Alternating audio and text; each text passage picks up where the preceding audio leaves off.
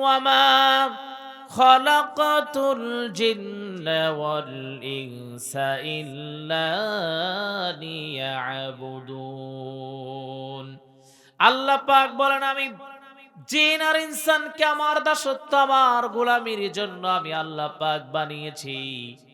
এই জন্য বানাই নাই যে তোরা আমার রিজিক দিবি না, বরঞ্চ তোদের রিজিকের ব্যবস্থা দুনিয়ার কেউ করে না, আমি আল্লাহ পাক তোদের রিজিকের ব্যবস্থা করি। মা উরিদু মিনহুম মির রিজকি ওয়া মা উরিদু আইয়ুতঈমুন ইন্নাল্লাহা হুয়ার রাজ্জাকু যুল কুওয়াতিল মাতিন। সবাই বলে আল্লাহু আকবার। আল্লাহ পাক বলেন, তোদের রিজিকের ব্যবস্থা কেউ করে না, বরঞ্চ যেহেতু আমি তোদেরকে বানিয়েছি, তোদের রিজিকের দায়িত্ব আমি আল্লাহ পাক নিজে নিয়ে নিয়েছি। জোরে কোন সুবহানাল্লাহ।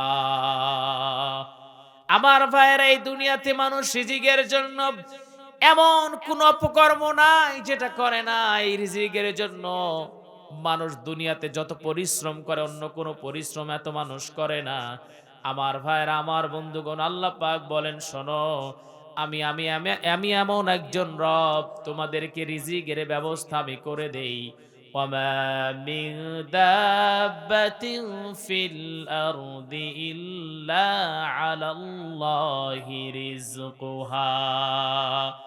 ভূপৃষ্ঠে বিচরণশীল এমন কোন প্রাণী নাই যেই প্রাণীর রিজিকের সুব্যবস্থা আমি আল্লাহ পাক করে দেই নাই।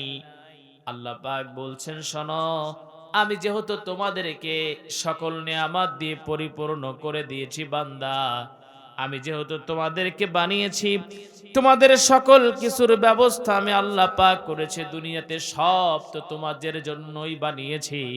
হুয়াল্লাযী খালাকা লাকুম মা ফিল আরদি জামিআন সুম্মা ইসতাওয়া ইলাস সামাই ফাসাওয়াহুন্না সাবআ সামাওয়াত ওয়া হুয়া বিকুল্লি শাইইন আলীম।